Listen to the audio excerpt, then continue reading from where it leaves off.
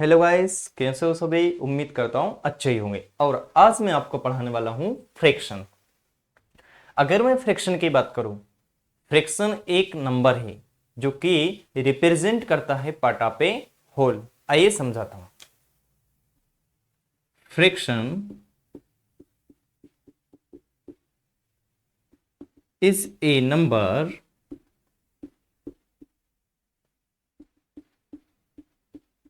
representing part of a whole। Fraction एक number है और जो रिप्रेजेंट करता है part of a whole, whole का एक पार्ट। कुछ महान होंगे जो डेफिनेशन पढ़ के ही समझ गए होंगे क्या होता है फ्रैक्शन, और कुछ मूर्ख होंगे जो डेली मेंटोस भी खाते होंगे ना, तब भी उन्हें समझ नहीं आया होगा। तो आइए मैं आपको एक एग्जांपल के थ्रू समझाता हूं एक्चुअल में क्या होता है फ्रैक्शन। मैंने कहा एक चॉकलेट है जिसका नाम है किटकैट। किटकैट सबकी पसंदीदा चॉकलेट है। कुछ मूर्ख होंगे जो बोलेंगे नहीं सर, हमें तो मेंटोस ही पसंद है। अरे तुम्हें मेंटोस क्यों नहीं होगी पसंद? तुम्हारा दिमाग चलता ही नहीं है। तुम दिमाग चलाने के लिए मेंटोस खाते हो, इसलिए बोलते हो तुम्हें मेंटोस पसंद है। तुम कितनी ही मेंटोस खा लो, तुम्हारा दिमाग नहीं चलने वाला। इसलिए किटकैट खाओ और आगे बढ़ जाओ। तो मैंने कहा एक किटकैट चॉकलेट है, ठीक है, एक कंप्लीट होल है। आपके आसपास जितनी भी चीजें हैं वो सब एक कंप्लीट होल है। एक मेरे पास मार्कर है, ये भी क्या है? Complete whole. जो भी आप देख रहे हो सारी चीजें क्या है? कंप्लीट होल है। ऐसे ही एक किटकैट चॉकलेट है, ये भी क्या है? ये भी एक कंप्लीट होल है। अब मैं इस कंप्लीट होल को कुछ इक्वल पार्ट्स में डिवाइड करता हूं, जैसे 1 2 3 4 और 5। तो एक किटकैट चॉकलेट थी, एक कंप्लीट होल था। मैंने इसे कितने इक्वल पार्ट्स में डिवाइड किया? मैंने इसे 1 2 3 4 5 इक्वल पार्ट्स में डिवाइड किया।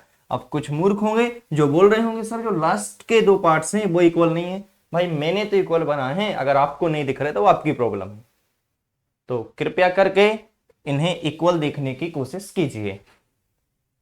ओके, तो आइए समझते हैं फ्रैक्शन। मैंने कहा एक कंप्लीट होल था।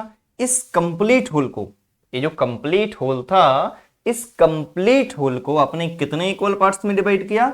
इनको 5 इक्वल पार्ट्स में डिवाइड किया। तो जो 5 इक्वल पार्ट्स होते हैं, यह फ्रैक्शन का क्या होता है? डिनोमिनेटर होता है। मैंने कहा एक कंप्लीट होल था, इस कंप्लीट होल को आपने 5 इक्वल पार्ट्स में डिवाइड किया। एक होल था, इस होल को आपने 5 इक्वल पार्ट्स में डिवाइड किया। और जो 5 इक्वल पार्ट्स हुए हमारे, ये जो 5 इक्वल पार्ट्स थे वो थे डिनोमिनेटर। और इन 5 इक्वल पार्ट्स में से आपने 4 इक्वल पार्ट्स इस चॉकलेट के खा लिए, क्योंकि आप तो थे ही भुक्कड़, खा लिए। आपके भाई के लिए आपने एक भी नहीं छोड़ा। अब वो आपके आके आपकी पिटाई लगाएगा, देखना, आपसे लड़ेगा। तो मैंने क्या कहा, एक कंप्लीट होल था, एक कितने इक्वल पार्ट्स में डिवाइड था? यह 5 इक्वल पार्ट्स में डिवाइड था। और 5 इक्वल पार्ट्स में से आपने 4 इक्वल पार्ट्स खा लिए। तो जो 4 इक्वल पार्ट्स खा लिए, ये होता है आपका न्यूमरेटर। इसे हम क्या बोलते हैं? इसे बोलते हैं हम न्यूमरेटर। तो एक कंप्लीट होल होगा जिसके जितने भी टोटल इक्वल पार्ट्स होंगे उन्हें हम डिनोमिनेटर में लिखेंगे। और उन टोटल इक्वल पार्ट्स में से आप जितने भी निकालोगे, जितने भी लोगे, उन्हें हम न्यूमरेटर बोलेंगे, ऊपर लिखेंगे। तो समझ आया न्यूमरेटर किसे कहते हैं और डिनोमिनेटर किसे कहते हैं? चलो एक एग्जांपल और बताता हूं इसी किटकैट का। आप सोच रहे होगे सर आपने फिर से किटकैट ले ली। अरे भाई सबकी फेवरेट है यार किटकैट, मेरी नहीं है तो क्या हुआ, आप सबकी तो है ना। ठीक है, कुछ की मेंटोस है, हाँ वो समझते हैं, थोड़ा थोड़ा समझ, जिनकी मेंटोस फेवरेट है वो थोड़ा थोड़ा समझने की कोशिश करें। ओके, आप बोल रहे होगे सर आप तो चॉकलेट की ब्रांडिंग कर रहे हैं। नहीं भाई, मैं ब्रांडिंग नहीं कर रहा हूँ चॉकलेट की, आपको समझा रहा हूँ, समझ जाओ। समय पे समझ गए ना तो समय पे समझ में आ जाएगा ये चैप्टर, नहीं तो कुछ नहीं आने वाला। तो देखो 1 2 3 4 5। अब मैंने कितने इक्वल पार्ट्स में इसको डिवाइड किया? 1 2 3 4 5 6। एक कंप्लीट होल था, इस कंप्लीट होल को मैंने कितने 6 इक्वल पार्ट्स में डिवाइड किया। कितने इक्वल पार्ट्स में? 6 इक्वल पार्ट में। और इन 6 इक्वल पार्ट्स में से आपने 2 इक्वल पार्ट्स खा लिए। अब आप में समझ आ गई, क्योंकि अभी मैंने आपको डांट लगा दी। तो आपने क्या किया? अभी तो आपने पूरी चॉकलेट खा गए थे, लेकिन अब आपने थोड़ा दूसरे के बारे में सोच लिया। अब लग रहा है मुझे कि आप सेल्फिश नहीं हो। ठीक है, आप सेल्फिश नहीं हो। तो इसके टोटल कितने इक्वल पार्ट्स थे? टोटल 6। तो जो टोटल इक्वल पार्ट्स हो गए कंप्लीट होल के, वो होते हैं क्या? डिनोमिनेटर्स। उन्हें हम बोलते हैं क्या? डिनोमिनेटर्स। और इन टोटल 6 इक्वल पार्ट्स में से आपने कितने इक्वल पार्ट्स खा लिए? 2 इक्वल पार्ट्स खा लिए। तो जो 2 इक्वल पार्ट्स आपने खा लिए, इनको हम ऊपर लिखते हैं और इसे बोलते हैं हम क्या? न्यूमरेटर। और इसे पढ़ते हैं हम 4/5, इसे पढ़ते हैं हम 2/6। अगर मैं आपसे कहूं एक चॉकलेट थी, इस चॉकलेट का आपने कितना पार्ट खाया? तो आप क्या बोलते? आपने 4/5 खा लिया। मतलब जो टोटल 5th पार्ट्स थे उनमें से आपने कितना खा लिया? जो टोटल 5th पार्ट थे उनमें से आपने 4 पार्ट खा लिए। और ऐसे ही अगर मैं इस चॉकलेट की बात करूं, इस चॉकलेट के 6 पार्ट थे। कितने पार्ट्स थे? 6 पार्ट्स थे। इन 6 पार्ट्स में से आपने 2 इक्वल पार्ट्स 2 खा लिए। तो इसे क्या बोलेंगे हम? 2/6। आपने भाई कितने पार्ट्स खा लिए? 2/6 पार्ट आपने खा लिए। अगर मैं बात करूं इस चॉकलेट के आपने 2/6 पार्ट खा लिए, तो बचे कितने? अगर मैं रिमेनिंग की बात करूं, रिमेनिंग जो पार्ट्स हैं वो कितने बचे? तो आप क्या बोलोगे? 6 में से आपने 2 तो खा लिए, तो बचे कितने? 1 2 3 4। तो जो 6 इक्वल पार्ट्स थे उनमें से कितने बचे? 4 बचे। तो आप क्या बोलोगे? 4/6। कितने इक्वल पार्ट्स बचे भाई? कितना पार्ट बचा फ्रैक्शन का? आप बोलोगे 4/6। कितना पार्ट खा लिया आपने इस फ्रैक्शन का? 2/6। इस फ्रैक्शन का आपने कितना पार्ट खा लिया? 4/5। मतलब 5 में से 4 खा लिए। तो 5 में से 4 खा लिया, तो 5 में से बचे कितने रिमेनिंग? आप बताओ मुझे। 1 बचा ना। तो आप क्या बोलोगे? भाई 1/5 पार्ट अभी बचा है चॉकलेट का, जो कि मैंने नहीं खाया।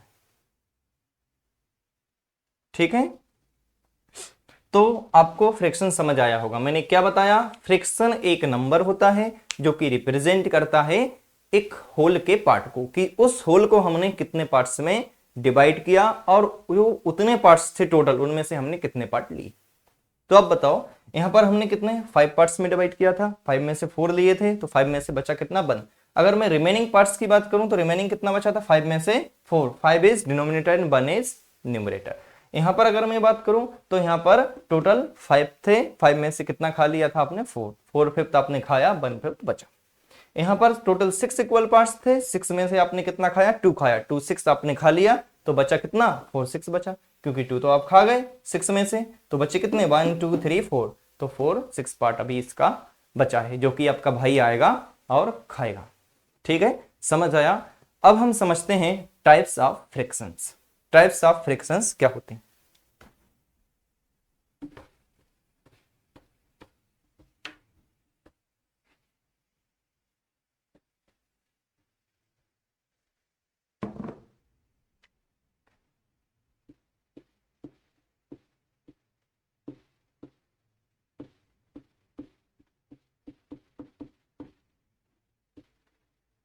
जो पहला टाइप होगा हमारा, उसे हम बोलेंगे प्रॉपर फ्रैक्शन। प्रॉपर फ्रैक्शन क्या होगा? प्रॉपर फ्रैक्शन हम उन फ्रैक्शंस को बोलेंगे जिनके न्यूमरेटर हमेशा डिनोमिनेटर से छोटे होंगे। न्यूमरेटर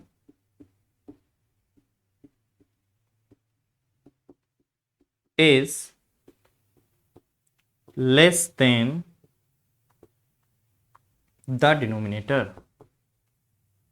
दिख रहा है ना, यहां पर समझ लेना। ठीक, डिनोमिनेटर छोटे से मिलकर छोटे वर्ड में दिख रहा है ना? दिख गया। देखो बिल्कुल सांप जैसा लिखा है मैंने। आप सोच रहे होगे सर को लिखना तक नहीं आता, सर की राइटिंग कैसी? ठीक है, मेरी राइटिंग ऐसी। पहले आपकी राइटिंग देखो आपकी कॉपी में कैसी, फिर मेरी राइटिंग की बात करना। कुछ नहीं करो, आप तो मेंटोस ही खाओ, बस मेंटोस खाओ। आप नहीं हो किटकिट लाइक। जो किटकिट लाइक होंगे वो अच्छे से समझ रहे होंगे। अगर आपको किटकिट लाइक बनना है तो अच्छे से समझिए इस चैप्टर को और किटकिट खाइए मजे से। तो देखो मैंने क्या कहा, प्रॉपर फ्रैक्शन क्या होता है? Proper fraction numerator is less than the denominator, जो न्यूमरेटर होगा वो डिनोमिनेटर से क्या होगा, छोटा होगा। तो डिनोमिनेटर मैंने कहा सपोज 6 है, तो न्यूमरेटर क्या होगा, 5 होना चाहिए। और क्या होना चाहिए न्यूमरेटर, मैंने कहा सपोज अगर डिनोमिनेटर कितना है, मैंने कहा 5 है, तो न्यूमरेटर इससे छोटा होगा, तो क्या होना चाहिए 5। अगर मैंने कहा न्यूमरेटर 7 है, तो डिनोमिनेटर आप ले लो 7 से बड़ा कुछ भी 11 ले लो। तो इन सब फ्रैक्शंस में आप देखो जो डिनोमिनेटर है वो न्यूमरेटर से बड़ा है और जो न्यूमरेटर है वो डिनोमिनेटर से छोटा है। 5 6 से छोटा है मतलब 5 न्यूमरेटर है, डिनोमिनेटर से छोटा है। 4 5 से छोटा है मतलब 4 न्यूमरेटर है, डिनोमिनेटर 5 से छोटा है। 7 11 से छोटा है, 7 न्यूमरेटर है जो कि डिनोमिनेटर 11 से छोटा है। तो ये जो सारे फ्रैक्शंस आप देख पा रहे हो इन्हें हम प्रॉपर फ्रैक्शंस कहते हैं। और etcetera etcetera etcetera etcetera means और भी सारे, ठीक है। चलो अब बात करते हैं इम्प्रॉपर फ्रैक्शन की। इम्प्रॉपर फ्रैक्शन क्या होता है?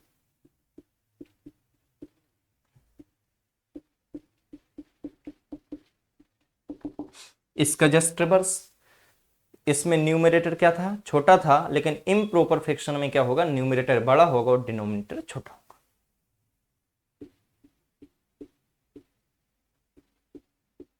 Numerator is greater than the denominator.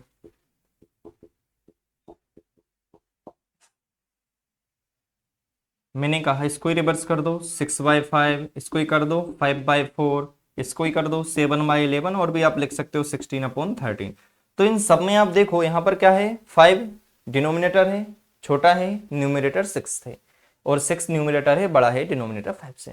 5 numerator है, 4 डिनोमिनेटर से बड़ा है, 11 इज आल्सो न्यूमरेटर जो कि 7 से बड़ा है, और 16 इज आल्सो न्यूमरेटर जो कि 13 डिनोमिनेटर से बड़ा है, और etcetera etcetera etcetera etcetera means और भी सारे बहुत कुछ, मतलब जो आप कर पाओगे, आपसे बनेंगे, ठीक है। तो इम्प्रॉपर फ्रैक्शन वही फ्रैक्शंस होते हैं जिनके न्यूमरेटर ऑलवेज डिनोमिनेटर से बड़े होते हैं। तो यहां पर आप देख पा रहे हैं इन सब के जो न्यूमरेटर, न्यूमरेटर मतलब ऊपर वाले, तो जो न्यूमरेटर होंगे इन सब के, जो डिनोमिनेटर होंगे उनसे क्या होंगे, ग्रेटर होंगे, बड़े होंगे। तो आपको प्रॉपर फ्रैक्शंस और इम्प्रॉपर फ्रैक्शंस प्रॉपर तरीके से समझ आया होगा। आइए अब समझते हैं मिक्स फ्रैक्शन क्या होता है।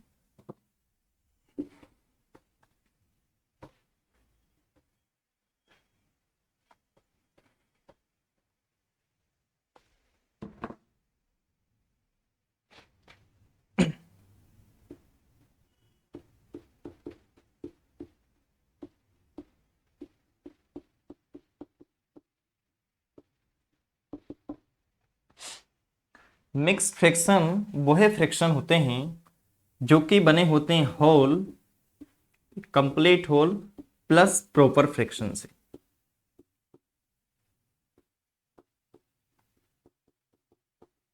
या फिर हम कह सकते हैं यह बने होते हैं नेचुरल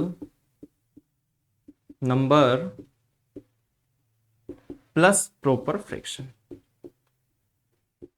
अब नेचुरल नंबर्स क्या होते हैं, जो नंबर 1 से शुरू होते हैं, 1 2 3 4 5 6 7 8 9 और इनफाइनाइट तक जाते हैं 1 1 के डिस्टेंस पे, जिनका कभी अंत नहीं होता है, उन्हें हम क्या बोलते हैं, उन्हें हम नेचुरल नंबर्स बोलते हैं। काउंटिंग नंबर्स भी हम नेचुरल नंबर्स को ही बोलते हैं, ठीक है, समझ आया होगा। Counting numbers are natural numbers, natural numbers are counting numbers, दोनों सेम है। नेचुरल नंबर्स को ही हम काउंटिंग नंबर्स बोलते हैं। तो मैंने कहा कोई भी नेचुरल नंबर ले लो, होल ले लो, मैंने कहा यहाँ पर 2 ले लिया मैंने, या होल भी 2 भी होल है, नेचुरल नंबर्स भी है, प्लस प्रॉपर फ्रैक्शन जिसका जो न्यूमरेटर होगा वो छोटा होगा, न्यूमरेटर होगा वो किससे, डिनोमिनेटर से छोटा होगा। देखो डिनोमिनेटर बड़ा है 6 और न्यूमरेटर छोटा है, मतलब ये कौन सा फ्रैक्शन होगा, proper fraction, plus natural number 2। तो यहाँ पर जो 2 + 5/6 बना, ये क्या है, ये मिक्स्ड फ्रैक्शन है, और इसको हम इस तरीके से भी लिख सकते हैं। इन दोनों में कोई डिफरेंस नहीं, ये दोनों सेम है, वैसे लिखने के तरीके अलग अलग हैं। 2 + 5/6 भी सेम है, 2 5/6 दोनों सेम है। ऐसे ही हम और भी मिक्स्ड फ्रैक्शन लिख सकते हैं। मैंने कहा 5 + का 1/2, या फिर हम इसे लिख सकते हैं 5 1/2। यहाँ पर आप देख सकते हो 5 है वो नेचुरल नंबर है, हम बोल सकते हैं 5 क्या है, कंप्लीट होल है, प्लस और यहाँ पर जो 1/2 है वो एक प्रॉपर फ्रैक्शन है, क्योंकि जो न्यूमरेटर है वो डिनोमिनेटर से छोटा है और जो डिनोमिनेटर 2 है वो न्यूमरेटर से बड़ा है। तो 5 + 1/2 = 5 1/2। उम्मीद करता हूं समझ आया होगा। अब इसके बाद हम समझते हैं, और यहां पर ये भी लिख लेना, एक्सेट्रा एक्सेट्रा, मतलब और भी सारे।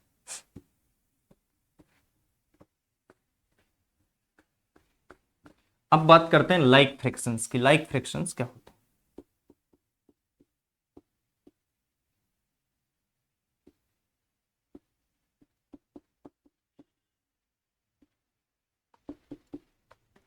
लाइक फ्रैक्शंस वे फ्रैक्शंस होते हैं जिनके डिनोमिनेटर हमेशा सेम होते हैं, इनके डिनोमिनेटर इक्वल होते हैं, सेम बिल्कुल। फ्रैक्शंस कौन से फ्रैक्शंस होते हैं जिनके डिनोमिनेटर क्या होंगे? फ्रैक्शंस डिनोमिनेटर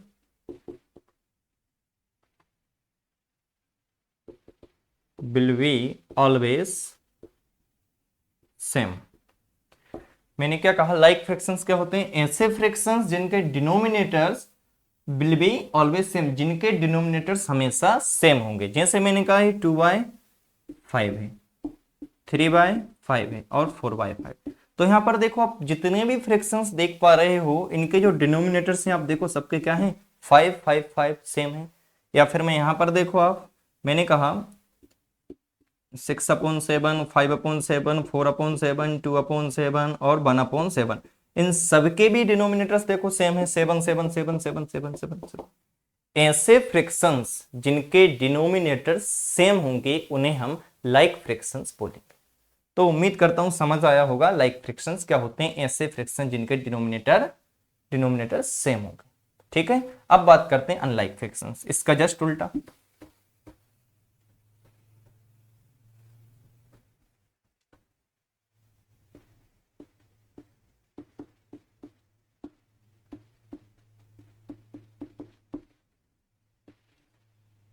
अनलाइक फ्रैक्शंस क्या होते हैं? अच्छा, सही नहीं लिखा है अनलाइक, लो फिर से लिखते हैं।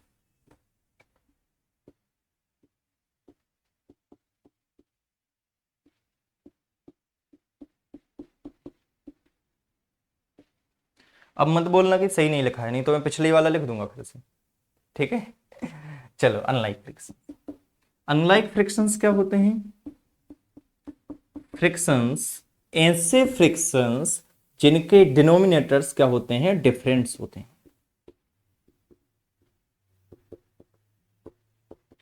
will be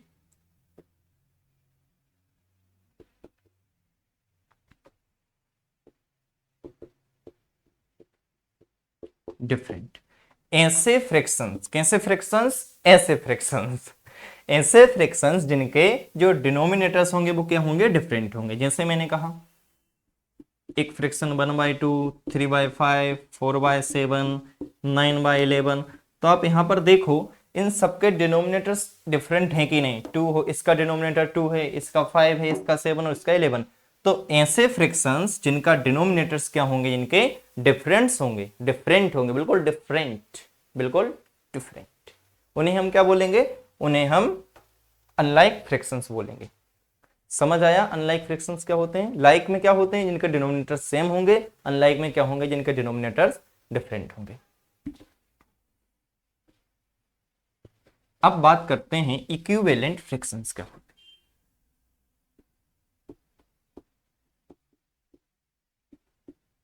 इक्विवेलेंट फ्रैक्शन,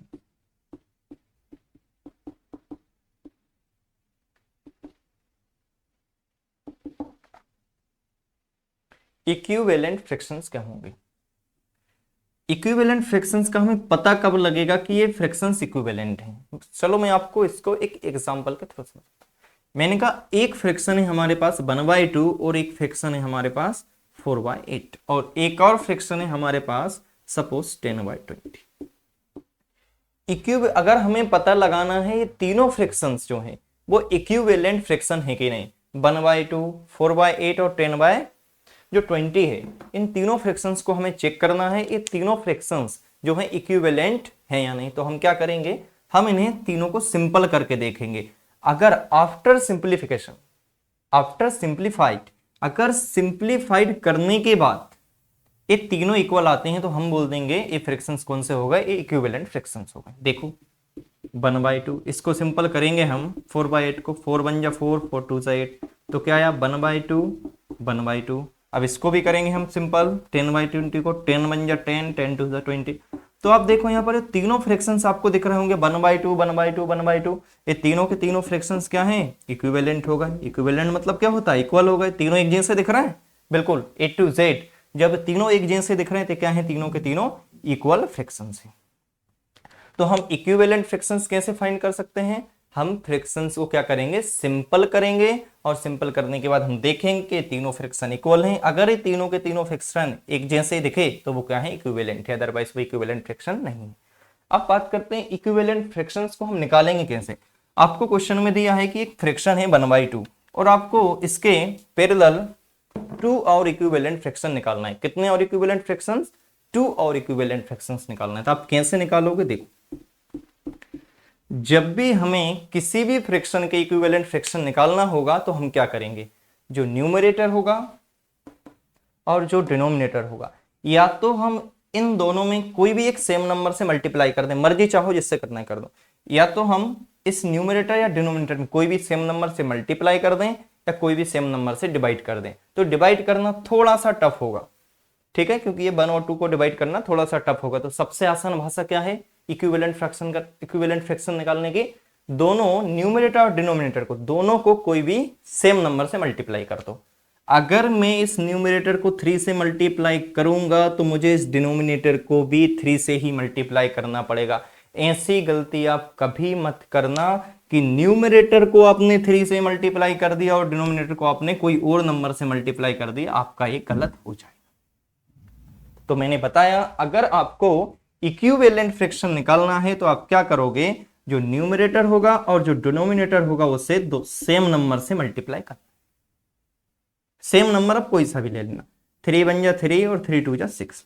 तो यहां पर जो 1/2 है इसके इक्विवेलेंट फ्रैक्शन निकला क्या, 3/6। ये दोनों फ्रैक्शंस क्या है, इक्विवेलेंट। क्यों, क्योंकि जब इनको आप सिंपल करोगे तो वापस से यही बन जाएंगे। देखो 1/2 तो सिंपल है, 3 बन जा 3 और 3 2 जा 6।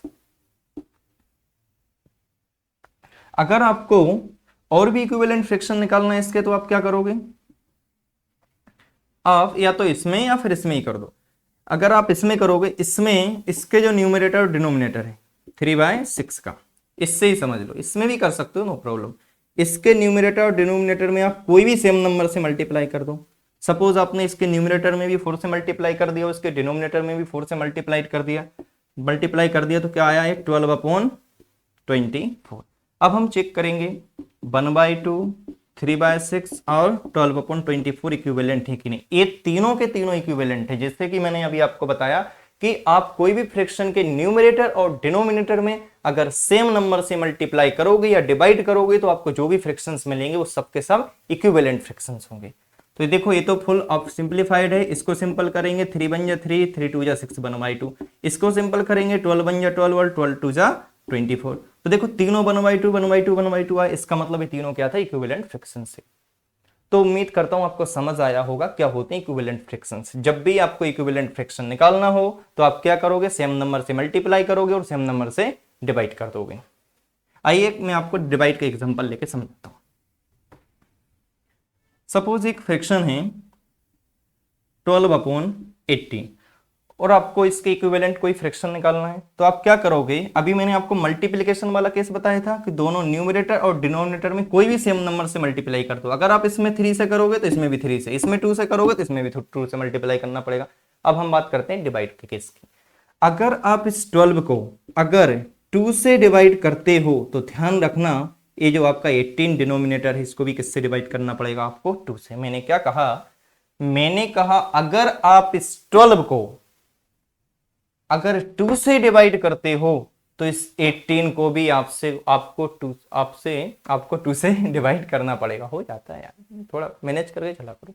मैंने कहा कि अगर आप इस 12 को 2 से डिवाइड करते हो तो इस 18 को भी आपको 2 से डिवाइड करना पड़ेगा कि नहीं, यस और नो।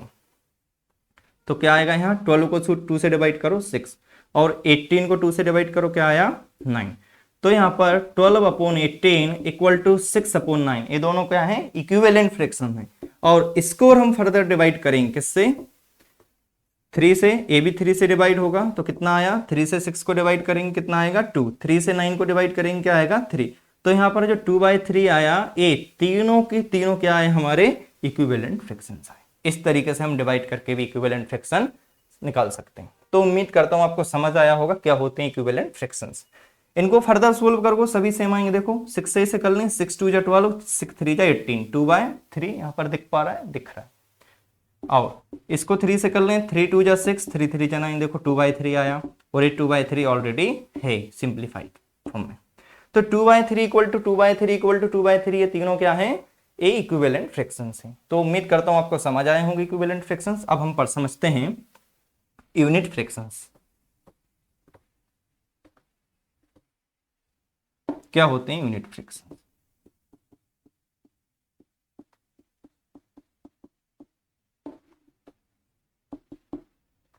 हम उन फ्रैक्शंस को यूनिट फ्रैक्शंस कहते हैं जिनके न्यूमरेटर हमेशा 1 होते हैं। मैंने क्या कहा, हम उन फ्रैक्शंस को हमेशा यूनिट फ्रैक्शंस बोलेंगे जिनके न्यूमरेटर हमेशा क्या होंगे, 1।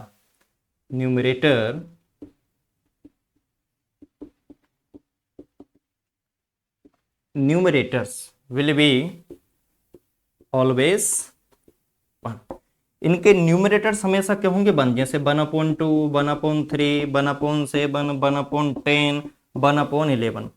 तो अब देखो इन सब में आपको न्यूमरेटर्स दिख रहे होंगे, वो सब क्या दिख रहे हैं, 1 1 1 1 1। तो ऐसे फ्रैक्शंस जिनके न्यूमरेटर हमेशा 1 होंगे उन्हें हम क्या बोलेंगे, उन्हें हम यूनिट फ्रैक्शंस बोलेंगे।